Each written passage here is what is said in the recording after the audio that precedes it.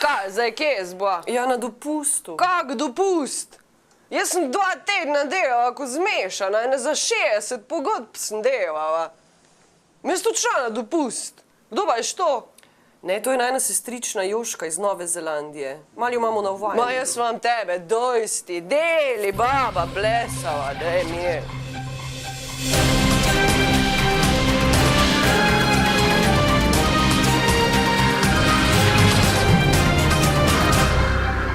Glej in se uči. Predsednik vlade Janez Janša je vodje parlamentarnih strank seznanil z delom komisij, ki sta jih slovenska in hrvaška vlada lani ustanovili za reševanje vprašanja meje. Predsednik vlade je bil v svojih ocenah zadržan. Maš, si? Denis Arkeč-Veselj, ste zdaj po tem sestanku z predsedniki prepričani, da je slovenska stran bolj enotna?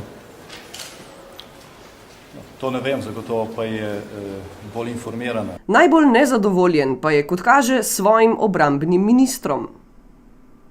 Kakšno je vaše mnenje o včerajšnjem obisku Karla Erjavca pri Jošku Jorosu? Ne najboljše.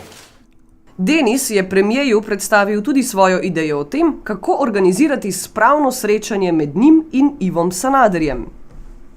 Boring. Kva? Kam? Ej.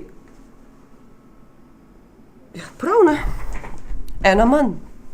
Ali bi, če bi prišlo do sestanka med vami in vašim prijateljem Ivom Sanaderjem pri Jošku Jorosu, to povzročilo nov incident ali bi se morebiti strasti pomirile? To je bilo zagotovo vam veliko veselje. No, je hočel do tega več. Predsedniki strank SDS, SD, NSI in SLS so bili s pogovori pretežno zadovoljni. Sestanek ni izpolnil pričakovanj vodij opozicijskih LDS, Zares in Lipa. Predsednika strank SNS in Desus pa po srečanju nista dajala izjav. Dosežen je dogovor, da se bo slovenska vlada odzvala sorazmerno z ukrepanjem hrvaške strani. Mislim, da je zelo pomembno, da se ta enotnost glede zunanje politike Slovenije na takšnih vprašanjih, kot je ta naše meje, da se to obdrži in da se to tudi goji. Meni se zdi pomemben dogovor, načelen dogovor predsednikov parlamentarnih strank in predsednice, da ne bomo izkoriščali v smislu predvolilnih kampanj ali pa nabiranje predvolilnih točk te teme. Torej, na omenjenem sestanku se ni zgodilo nič bistvenega.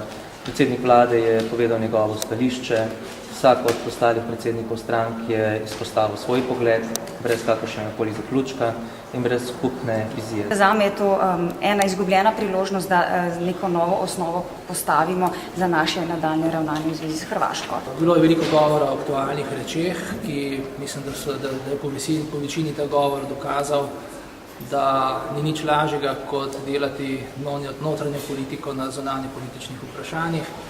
Jaz se temu nisem pridružil ne na sestanku in se ne nameravam niti tu. Prihodnjo soboto bodo v Ljubljani spet demonstracije, tokrat jih organizira Evropska konfederacija sindikatov. Pričakujejo, da se jih bo udeležilo več kot 20.000 sindikalistov iz 25 držav. Hkrati bo na Brdu, kako praktično potekal sestanek evropskih finančnih ministrov in Evropske centralne banke. Predsednik Zveze svobodnih sindikatov Dušan Semolič je pojasnil, da gre hkrati tudi za turistično priložnost. Ziher bo imel medenjake. Prišli bodo daleč, verjetno bodo lačni, zagotovo, tudi ženi, zagotovo. In vse v tem delu bodo naši turistični delavci imeli kaj delati. Poslanec SD Miran Potrč je vesel, zadovoljen in hkrati presenečen nad tem, da zakon o zaključku postopkov nacionaliziranega premoženja ni bil izglasovan.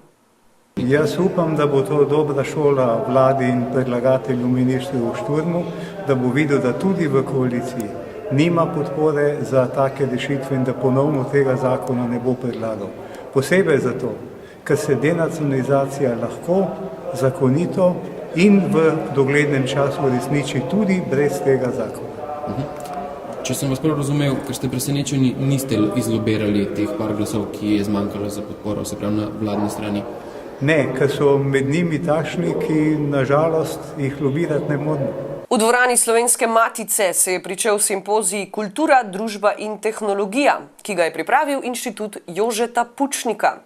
Po uvodu Mihe Brejca, unga z metuljčkom, in Milana Zvera, unga ne vem kako že, je razpravo pričel sociolog Tomas Lukman. Sledili pa so Boštjan Žekš, Matevž Tomšič, Žiga Turk, Bernard Nežmah in 3 pikice.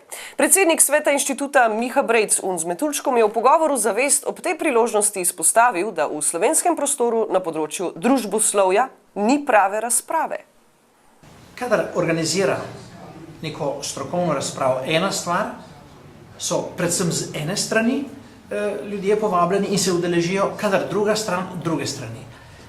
Mi mislimo, da to preprosto ni dobro. Pravite, da ste poslali vabila za udeležbo na tem simpoziju, kako na vsem univerze, fakultete? Ja, tako je. Ne?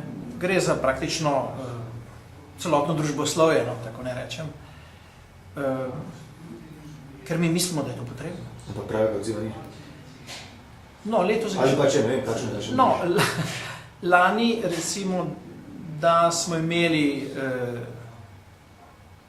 enega, ki je recimo iz neke inštitucije recimo prišel, ki recimo spada v bolj, kako ne rečem, pogojno levi del. S PDV je prišel kdo? Ne, no sej, prišel je Adam, ne.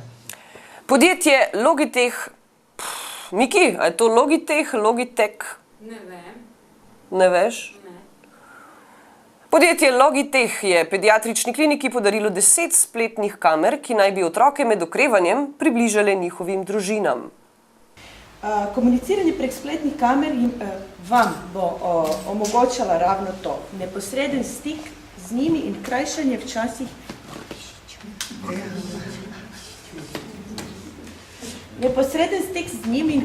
včasih predolgih dni na kliniki. Pozdravljaj Gorensko, ano? Ja, to je ga. Slovenija, Slovenija, Slovenija. Kultura. V tovarni Rog. Miki, veš ti, kje je Rog tovarna? Ja. Veš? Ja. Vidite, ko imamo omogočarko.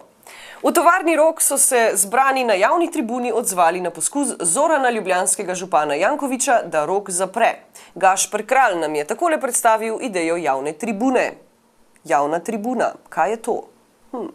Opažamo, da nova oblika vladanja v mestu, neoliberalno vladanje v mestu, pravzaprav teži k temu, da se javni prostori ukinjajo. En takih primerov je tovarna Rog v Ljubljani, ki je v zadnjih 2 letih pokazala, da je takšna drugačna produkcija pravzaprav medčloveških odnosov mogoča. Mercator je priredil sprejem za novinarje v mestnem muzeju. Bilo je zelo kulturno, zbranim pa je kuhal sam predsednik uprave Žiga Debeljak. Kot vidite, sem preživela, kajti poskusila sem košček peciva.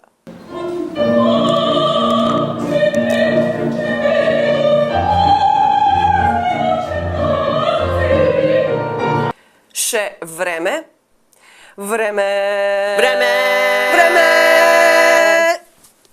Pomnoženo. Iz ljubljanskega studia 136, to so bile vesti na vesti. Ostanite še naprej z nami.